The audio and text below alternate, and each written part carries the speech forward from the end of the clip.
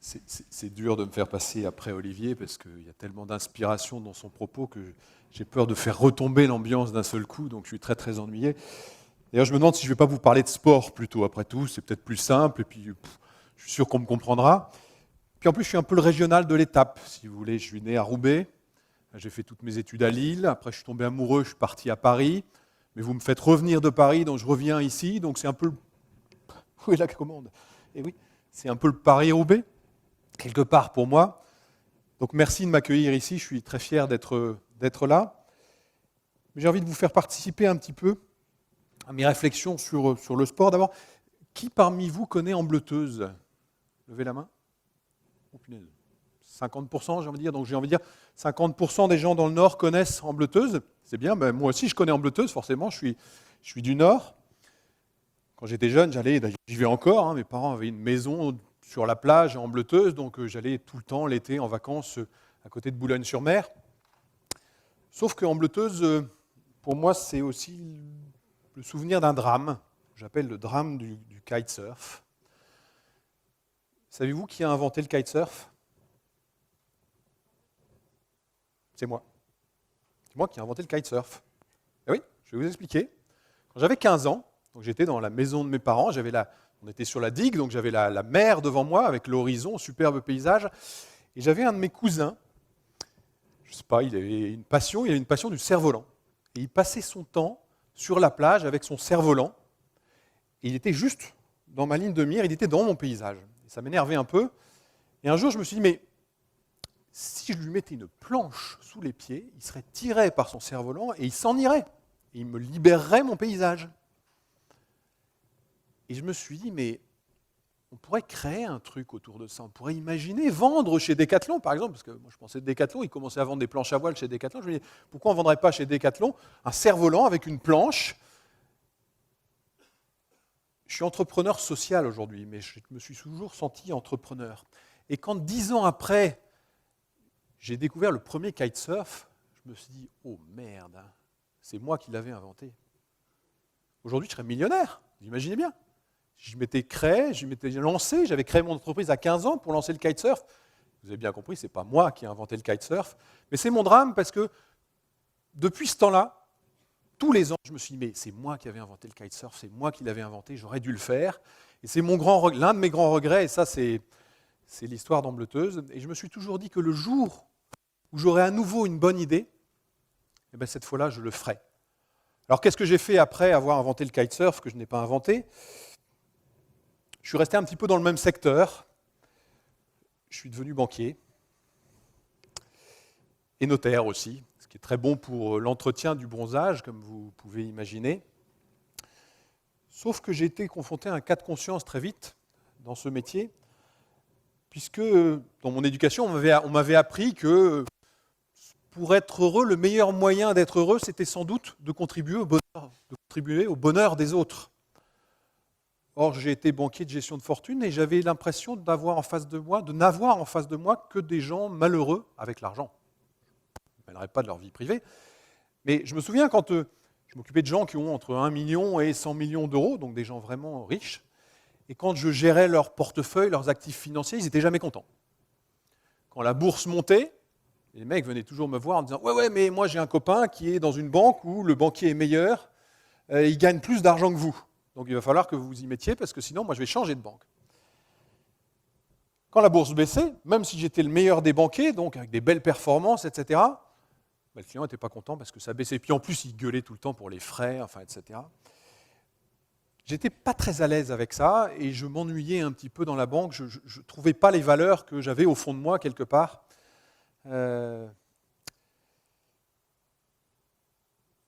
Il y a eu un déclic un jour, il s'est passé quelque chose dans ma vie. Le hasard fait parfois bien les choses.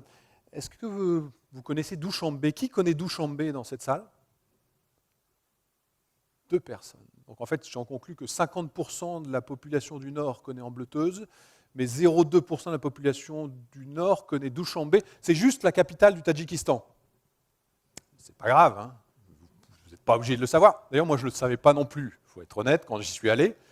Mais j'ai eu la chance, quand j'étais banquier, de partir avec une ONG s'appelle Acted, qui est la deuxième plus grosse ONG française. J'ai eu la chance de partir au Tadjikistan. Et là, ça a été un révélateur pour moi. Parce que ce jour-là, j'ai fait une rencontre. J'ai rencontré Madame Karimov. Et là encore, j'étais banquier de gestion de fortune. Je rencontre un jour cette femme, Madame Karimov, et Madame Karimov, elle m'a reçu comme ça, à pieds nus, avec des sourires jusqu'aux oreilles, et en me remerciant toutes les 3 minutes de ce qui lui arrivait. Et ce qui lui arrivait, c'est qu'on lui avait accordé un crédit, on lui avait accordé un microcrédit, on lui avait accordé l'équivalent de $200 pour qu'elle puisse acheter du bois et des outils, fabriquer des petits lits pour bébés et les revendre sur les marchés. Madame Karimov était bénéficiaire d'un microcrédit et grâce à cette petite activité qu'elle pouvait financer avec ce tout petit crédit, eh bien, elle pouvait faire vivre toute sa famille et se sortir de la pauvreté dans un bidonville au large de Douchanbe, la capitale du Tadjikistan. Et quand j'ai vu cette femme qui me recevait avec des sourires, avec des remerciements, j'ai compris ce jour-là la valeur relative de l'argent. Ce serait un peu facile de dire que j'ai compris ce jour-là que l'argent pouvait faire le bonheur, mais quelque part, j'ai compris que des gens qui n'ont rien, pour eux, cette petite somme avait une valeur tout à fait considérable, alors que je m'occupais de gens très fortunés qui me donnaient l'impression de ne pas être franchement heureux avec tout cet argent. Et ça a été un choc pour moi, et ça a été mon deuxième coup de cœur qui va entraîner plus tard ma vengeance du kitesurf. Je vous expliquerai pourquoi après. Mais je vais réexpliquer le contexte de ce microcrédit. Vous avez tous entendu parler du microcrédit. Mais quel est ce contexte? Qu'est-ce que c'est que ce petit outil qui permet de faire vivre tant de gens? D'abord, une histoire d'héritage. Je vous dis que j'étais notaire, après tout. Je peux vous parler aussi d'héritage, je sais faire. J'étais aux Philippines il y a 2 ans. Je discutais avec la directrice d'une institution de microfinance avec qui on travaille. Et elle me racontait l'anecdote d'une de ses clientes qui un jour vient la voir, elle avait hérité. Et donc, qu'est-ce qu'elle fait? Cette dame, elle vient voir la directrice de l'institution de microfinance, elle avait un petit sac avec plein d'argent dedans. Parce que dans les bidonvilles, l'héritage, c'est facile, hein, il ne faut pas aller devant chez le notaire, votre maman décède, vous soulevez son matelas, vous prenez les économies et l'héritage est fait. Et elle ne savait pas, elle se sentait riche quelque part. Et elle ne savait pas quoi faire de cet argent. Elle va voir la directrice de l'institution de microfinance, elle lui dit « Mais qu'est-ce que je fais avec cet argent ?» La directrice lui dit « C'est pas compliqué, tu vas au bout de la rue, là-bas, il y a une banque, et tu vas déposer ton argent à la banque. » Et donc la petite dame part avec son petit sac d'argent, et le soir, la directrice de l'institution de microfinance rentre chez elle, prend la rue devant elle, et elle passe devant la banque. Et il y avait cette petite dame qui était assise sur le trottoir devant la banque, avec son sac d'argent à la main. Elle était restée assise sur le trottoir toute la journée, et la directrice de l'institution de microfinance lui dit « Mais qu'est-ce que tu fais? Tu n'es pas allé à la banque ?» Eh bien, cette dame ne savait pas que pour déposer son argent dans la banque, il fallait pousser la porte pour aller ouvrir un compte. Elle pensait qu'il fallait s'asseoir sur les trottoirs devant la banque et que la banque allait venir chercher son argent.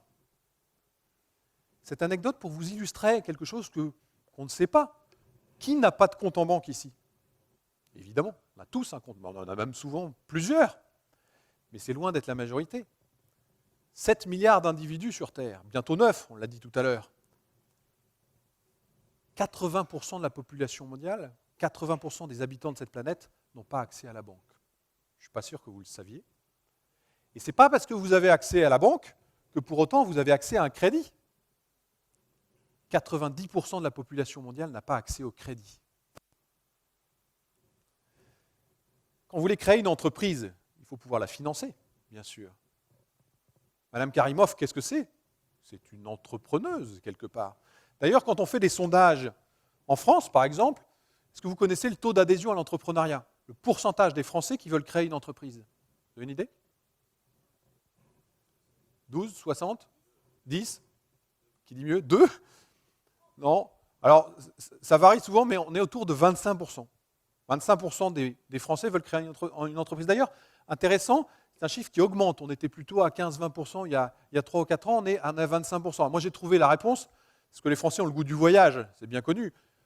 Et ils voient tous leurs pairs. Moi, je connais plein de chefs d'entreprise, hein, j'étais banquier de gestion de fortune, je voyais beaucoup. Je connais plein de chefs d'entreprise qui sont des potes à moi. Quand ils ont bien réussi leur entreprise, ils sont partis à l'étranger. Donc moi, je pense que les jeunes Français veulent créer des entreprises parce qu'ils ont le goût du voyage Ils veulent créer leur entreprise pour s'enfuir, s'installer à l'étranger. 25% donc des Français veulent créer une entreprise. Mais quand vous faites le même sondage dans les bidonvilles, ce taux d'adhésion à l'entrepreneuriat monte à 50%. Alors vous allez me dire, c'est normal, ils n'ont rien. Il n'y a pas de salariat, vous ne pouvez pas être embauché dans une entreprise, on est juste dans un bidonville. Donc le seul moyen de s'en sortir, c'est Madame Karimov, c'est de créer un petit business, une épicerie, une petite activité artisanale, de la couture, etc., pour s'en sortir. C'est quelque chose d'assez naturel, fondamentalement. Mais on se retrouve, par rapport aux chiffres que je vous donnais avant, dans ce paradoxe où, dans les pays où le taux d'adhésion à l'entrepreneuriat est le plus fort, vous n'avez pas accès à la banque et vous n'avez pas accès au crédit pour financer votre activité. Si vous êtes couturière, que vous voulez fabriquer des vêtements pour les revendre sur les marchés, il vous faut acheter évidemment une machine à coudre. Ça va peut-être être 100$, mais dans un bidonville, vous ne l'avez pas. Et c'est ça qui explique l'immense succès du microcrédit, puisque le jour où le professeur Younous, qui a fait réémerger ce petit outil incroyable qu'est le microcrédit, a proposé à des femmes de faire des petits crédits pour financer leur activité alors qu'elles n'avaient pas accès à la banque, il a été reçu comme un dieu. Ces femmes ont dit, mais merveilleux, grâce à cette petite somme d'argent, je vais enfin pouvoir financer le petit business que j'avais en tête. Prix Nobel de la paix. Professeur Younous, inventeur du microcrédit, en tout cas qui l'a répandu de manière massive dans le monde, en est devenu prix Nobel de la paix. Alors aujourd'hui, je vais rester sur les chiffres, j'ai été banquier quand même, on ne se refait pas tout à fait. Aujourd'hui, le microcrédit, c'est 10 000 institutions de microfinance. L'institution de microfinance, un acteur, un opérateur sur le terrain, dans les pays de développement, mais aussi chez nous, il y a du microcrédit en France, qui délivre des microcrédits et qui fait l'accompagnement social, parce que le microcrédit va de pair avec de l'accompagnement social. Il faut former les gens. Quelqu'un qui a un petit business, s'il ne respecte pas des règles d'hygiène, de santé, va tomber malade, son business va tomber, etc. Donc il y a le crédit, mais il y a l'accompagnement social qui va avec. Aujourd'hui, 10 000 institutions de microfinance, de microcrédit dans le monde, qui délivrent des microcrédits à 200 millions de personnes, 200 millions de micro-entrepreneurs. On estime qu'il y a probablement, sans doute, un potentiel 3 ou 4 fois supérieur à ce qu'il est aujourd'hui en matière de bénéficiaires de microcrédit. Les 200 millions de micro-entrepreneurs, 10 000 institutions de microfinance, ça représente aujourd'hui un encours de 65 milliards de dollars. Aujourd'hui, il y a 65 milliards de dollars qui sont prêtés à ces micro-entrepreneurs qui s'en sortent par eux-mêmes. Ce n'est pas beaucoup, tous les ans, l'aide au développement, c'est-à-dire les sommes qui sont données par les ONG, par les États, par les grandes institutions internationales, dans les pays en développement, c'est 100 milliards de dollars tous les ans. 65 milliards, c'est le cumul des prêts faits, l'encours des prêts depuis 30 ans. Donc ce n'est pas tant que ça. On pourrait facilement mobiliser 60 milliards de plus pour aider 200 millions de personnes de plus dans le monde. Et oui, il y a quand même un truc sympa dans le microcrédit, c'est qu'aujourd'hui, 75% de ces microcrédits sont attribués à des femmes. Le professeur Younous, qui, dans ses premières expérimentations, ne prêtait qu'à des femmes, en fait, a montré d'abord l'utilité de ce microcrédit pour l'insertion sociale des femmes. On fait sortir les femmes de chez elles, elles peuvent faire un business, on leur donne un statut social dans la communauté où elles vivent. Et puis aussi, on a montré, le professeur Younous a montré, et les opérateurs successifs de microcrédit ont montré que les femmes étaient plus responsables et qu'elles remboursaient mieux que les hommes. C'est une activité de crédit, il faut la rembourser, bien entendu.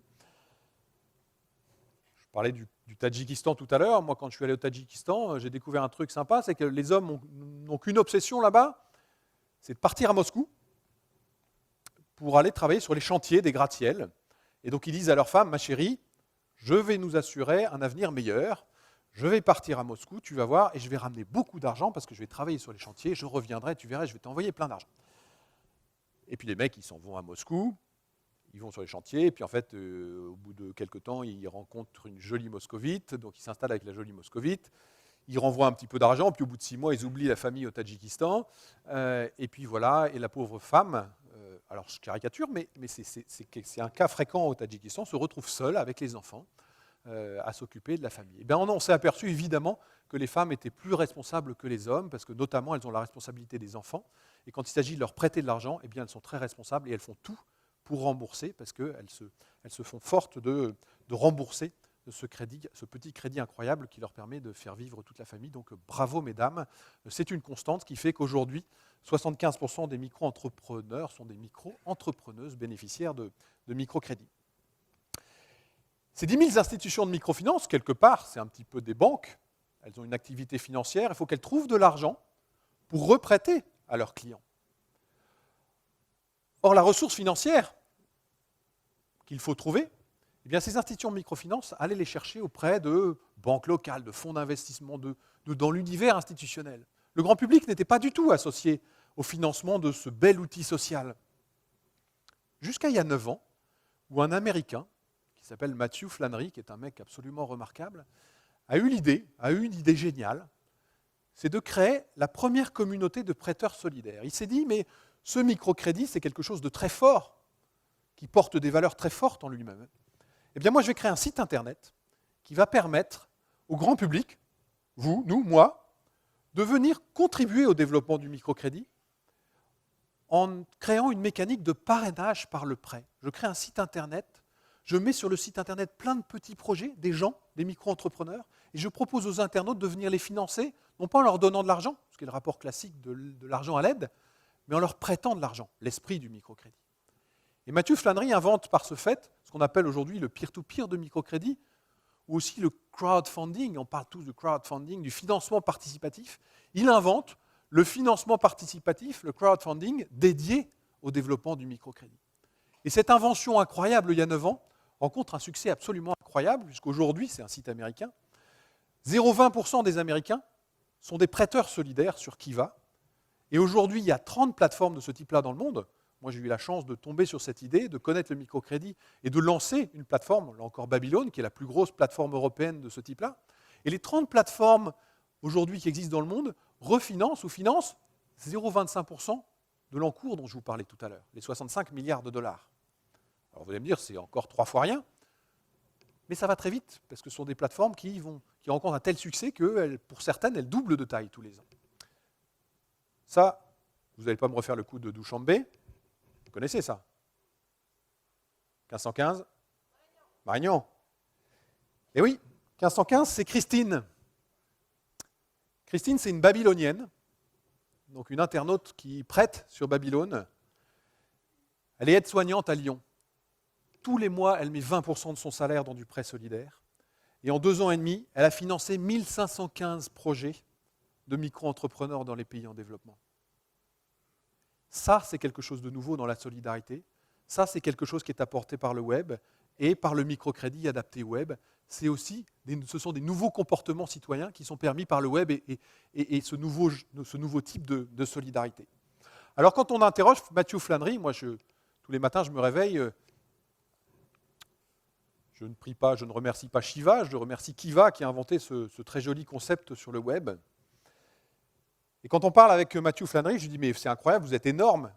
Nous, on est tout petits. Et il me dit, non, nous, on est tout petits. Je dis, non, vous êtes énorme, on est tout petits. Il me dit, non, parce que nous, on vise Facebook. Kiva, 1 400 000 prêteurs sur le site. Mais il vise Facebook, 800 millions de membres. Même s'il atteint 100 millions de membres dans 10 ans, et que nous, on fait la même chose, les 30 autres plateformes, c'est plus 0,25% de l'encours mondial du microcrédit, qui sera financé par la communauté des citoyens, par vous et nous. Ça sera 25% de l'encours mondial du microcrédit. Et là, ça change tout. Parce que ce jour-là, on aura créé une véritable banque citoyenne universelle, que j'appelle la BCU, d'accord ? C'est-à-dire la capacité que nous avons tous de nous lever pour contribuer au développement par des mécaniques extrêmement simples, en 3 clics, de prêter à des gens à l'autre bout du monde. Voilà aujourd'hui mon univers. Je vous parlais de gens très tristes. Je passe ma vie à rencontrer des familles heureuses du microcrédit, du petit business qu'elles peuvent lancer par rapport à ça, avec ça. Je m'occupais à l'époque de 10 clients très fortunés. Aujourd'hui, je m'occupe de plus de 10 000 clients très pauvres. Et je peux vous dire que je suis au moins 1000 fois plus heureux. Je vous remercie.